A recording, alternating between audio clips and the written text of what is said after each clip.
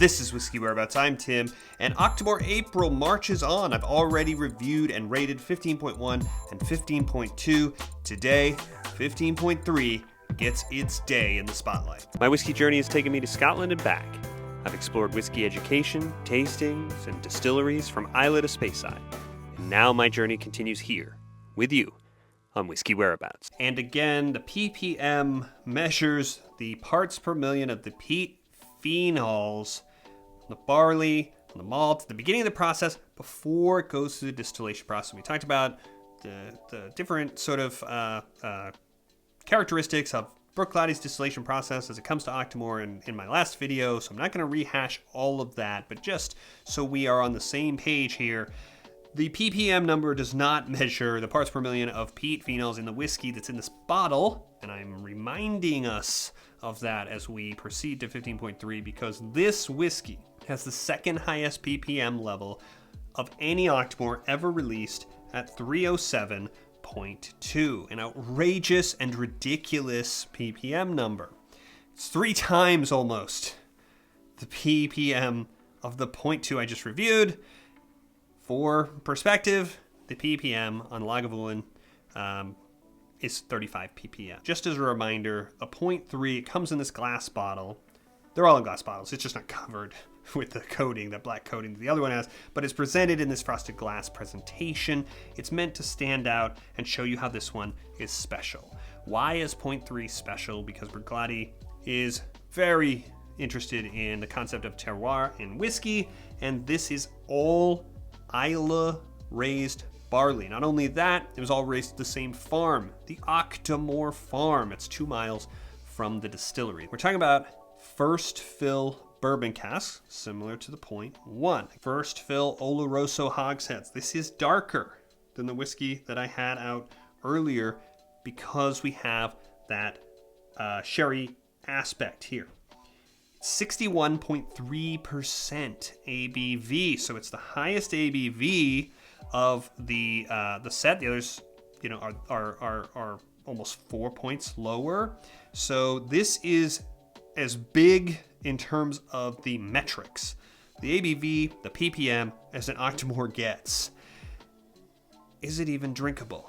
Well, I'm just gonna say before I haven't had this pour yet, but I will say that the neck pour was too hot. It was too hot to enjoy. I've been dipping into this one, taking my time to get to know it before I introduced it to you, and that has evolved with some time, getting that neck pour out and letting this open up a little bit. Let's see what happens today now that this bottle has been open, about 2 weeks, similar to the 0.2 bottle, and neat on the nose. In some ways, a lot of it is more subtle, which is a crazy thing to talk about, which is why these comparisons are helpful, because the numbers on this thing are so outrageous and over the top. You think this thing's gonna come jumping out of the glass. It is hotter. You can just tell. It's whatever it is, 3.5 or nearly 4 points. What I was getting, especially with a swirl on the neck pour, was a lot of the heat and also a really that new car smell, air freshener smell, not a great note in a whiskey. It doesn't feel natural. And now it's much more subtle.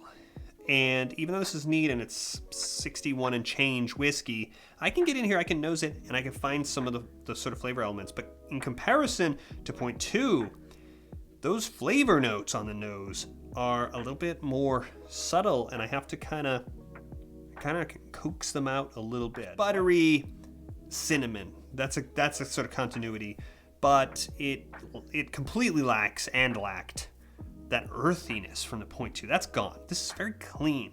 It's less sharp now. Feels like it is kind of come into its own. Lots of bourbon cask. I'm getting vanilla. I'm getting a nice leathery kind of quality. That sort of sharper kind of chemical kind of scent has settled in. It is more welcome. It's more balanced. There is that cinnamon element. There's also it's pretty lively. That's that sweet kind of cinnamon candy, cinnamon kind of gum. We have cherry casks in here. There's a spearmint, sweet mint quality here on this nose. But overall, it's very buttery, creamy. So there is the sweetness, but there's a saltiness to it, a mineralness to it. This is the one that is supposed to be Islay sort of terroir whiskey. And I've been told that, and the marketing has told me that, so, but it certainly seems like the one I would assign that quality to if I were asked to out of the set of the three. How about on the palate now? And it really is too hot. 61 and over, it really is too much to really sip and enjoy the flavors. This one's gonna need some water. We're gonna talk about water with this whiskey in a minute. But neat on the palate. The finish is overwhelmingly hot. The palate's pretty hot. Now we've got a little ashy kind, like a dusting, like a coat of ash. What word haven't I used yet? At 307.2 PPM is smoke. On the first two stages, there isn't that smoke in the sinus, that campfire smoke. It's ashy, so creamy. The flavors, toffee, vanilla cream. Yeah, it's sweeter. It's that more concentrated sweetness, like the toffee, more than just that bourbon cask vanilla. Not getting a lot of sherry here. What I am getting is some citrus, orange citrus.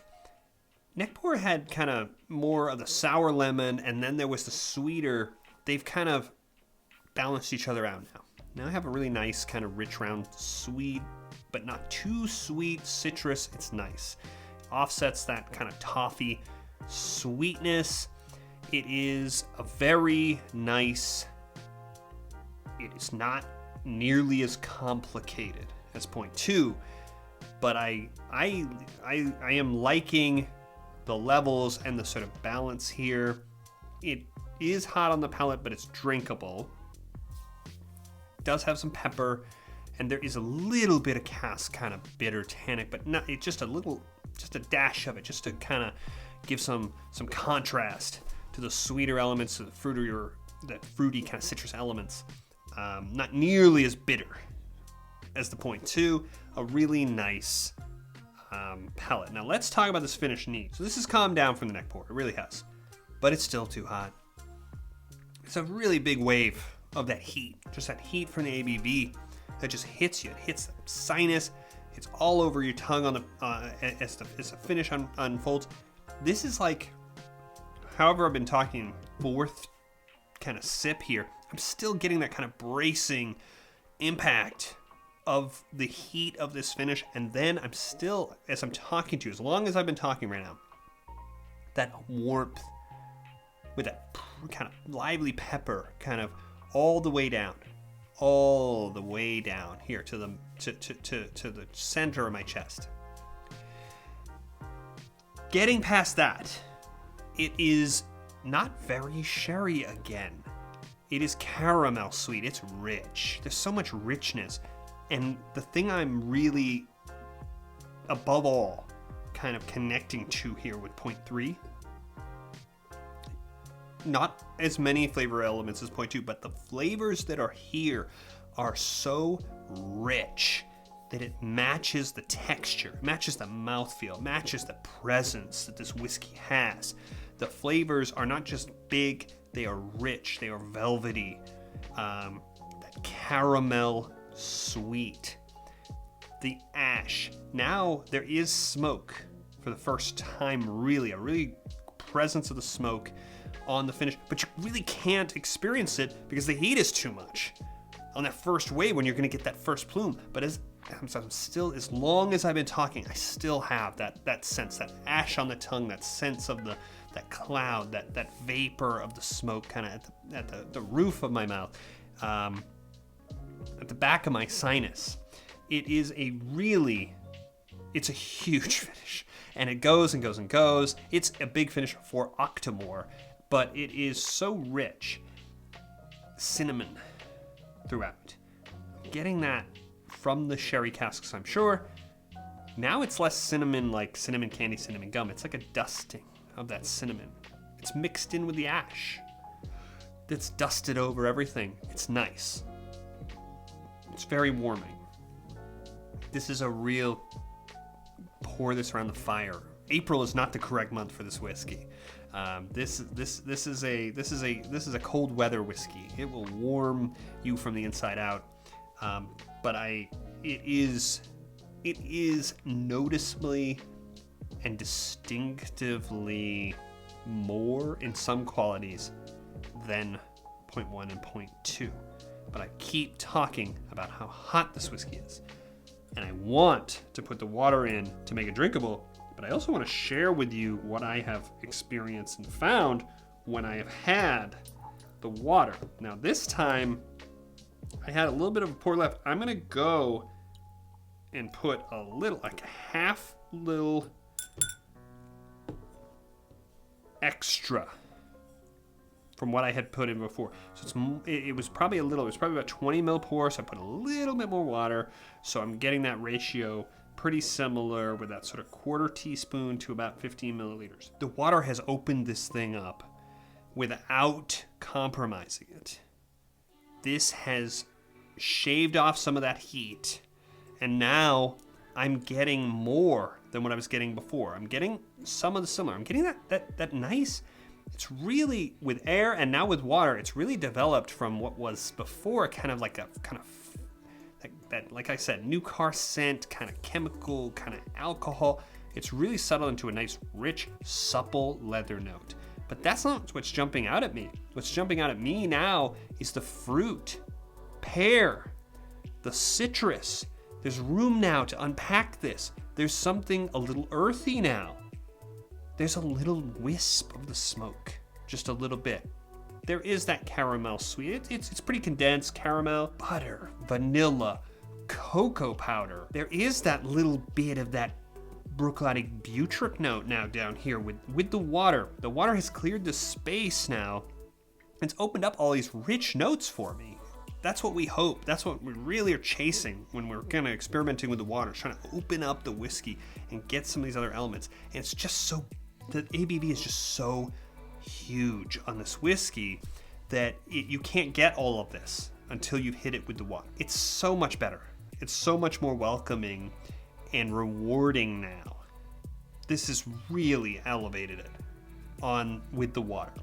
Let's see what happens on the palate. It's still a huge chewy mouthfeel. It really hasn't diminished it. Again, 61 and change means there's plenty of room to adjust this down to exactly where we want it.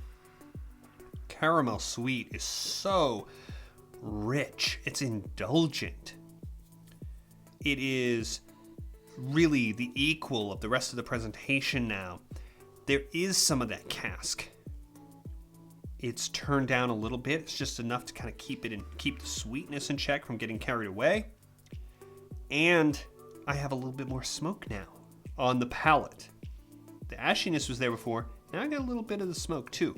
Let's see what happens on the finish. Ashy with a real dry smoke. Nice. It's a nice dry smoke kind of hanging over the rest.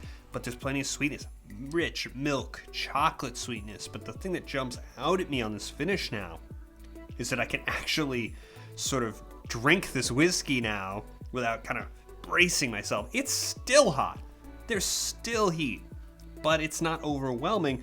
But the other element that I'm getting is more of that sort of earthiness, kind of the best of the distinctive quality from, I think, that 0.2 is carrying over here. This whiskey is formidable and impressive neat. With water, this whiskey is a rock star.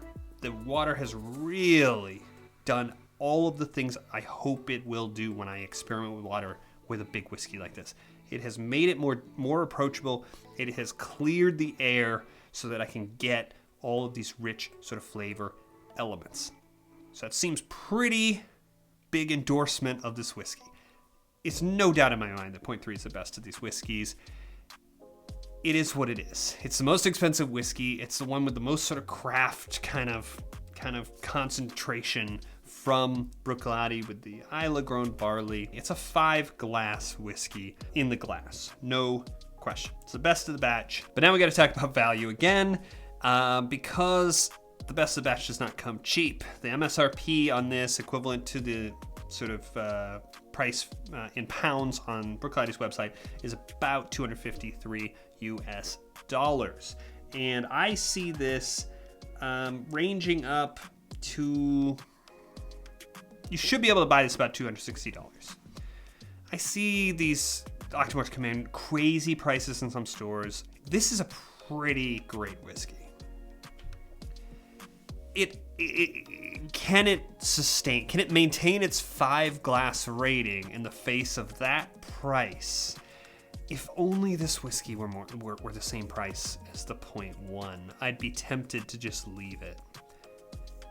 But $250 is a lot of money to pay for 5-year whiskey, and I get it. I get we locally sourced barley. I get that it's an enormous ABV, and all the other sort of considerations and care that went into making this whiskey. But I can't leave. I can't not penalize a whiskey with that age statement at this price. If this were $175, $180, we'd be talking about maybe keeping it. But at $250 plus US, it's gonna be 4.75.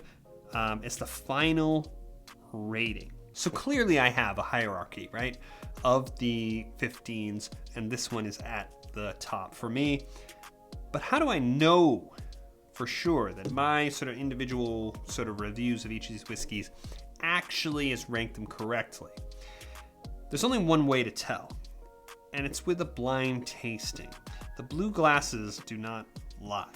So next week, I'm gonna take all 3 of the 15s, and I'm going to put them into a blind tasting with 2 other Octomores. We're gonna have 5 Octomores, blue glasses, Malt Madness rules. It's gonna be a blind tasting. It's gonna be randomly placed. I'm gonna rate them, nose, palate, finish, and then I'm gonna pick the champion.